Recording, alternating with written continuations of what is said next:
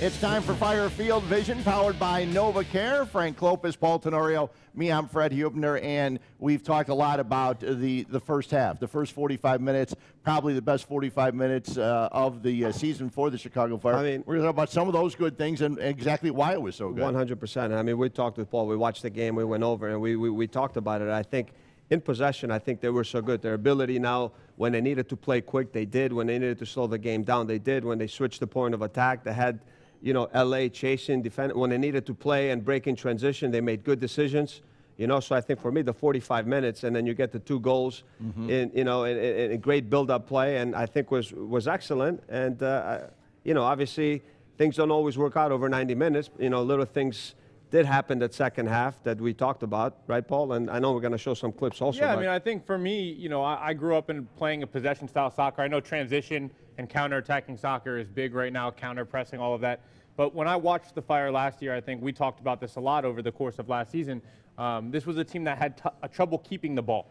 And the pressure that you're under as a team, A, losing the ball in bad spots, but B, when you're chasing the game a lot, you wear down over the course of 90 minutes, and that's where goals started to happen and they started to lose games. And, you know, the big question I thought going into this offseason was how can they find a way to keep the ball more?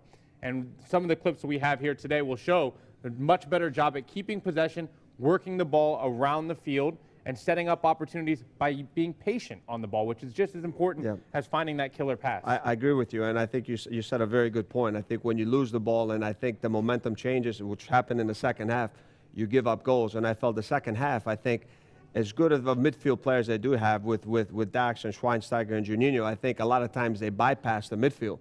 They played a little bit too direct, they forced balls, and I felt they could have taken more advantage because when LA, you know, they brought Dos Santos and Boateng out wide and they put Zardes, they did have an advantage in the middle, that 3v2 with those 3 guys, and they really never found them and played to them to kind of dictate the tempo and slow the game down, and they forced it at times. Well, Frank, it's like that clip we showed in the first segment where Drew Connor dribbled into pressure. It's a small, simple thing, right? But if you turn and you play that ball back to Dax, who, like Matt said in the last segment, he's always in the right place to relieve that pressure.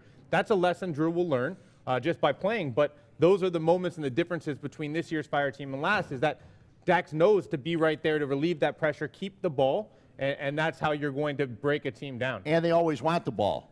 All 3 of them in the midfield always want the ball. And you can play them, you know, with pressure on, you know, with the guy in the back, because if you play it to them, and, you know, they're going to play the ball. A lot of times there's movement because they want to be involved and touch the ball. But if we go to these clips, we'll show a couple clips that exactly say that. And then you can just see from the throw-in, you know, you see they have it, you know, one side of the field right away. They switch the point of attack. They get it now. LA's got to shift from one side to the other.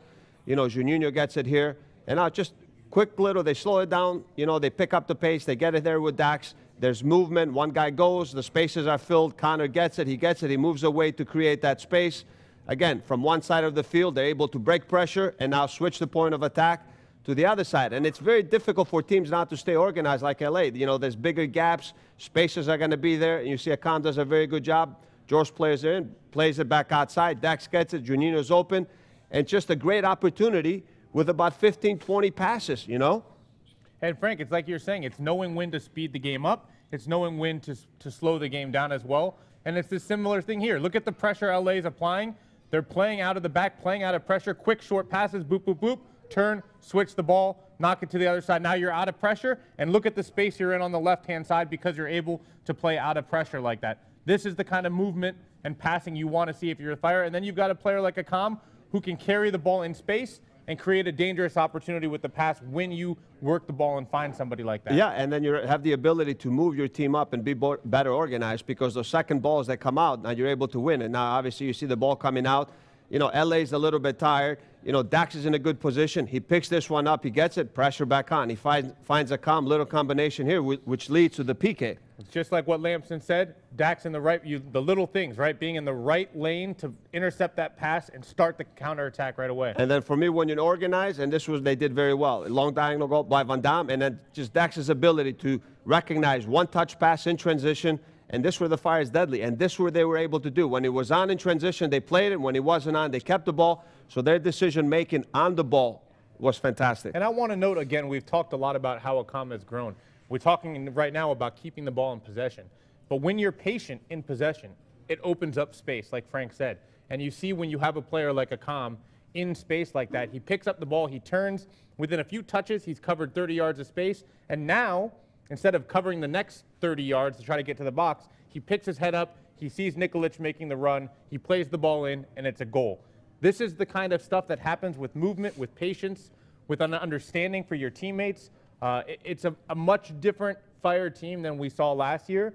But I think, again, a big part of this is going to be doing that over the course of 90 minutes, both at home and on the road.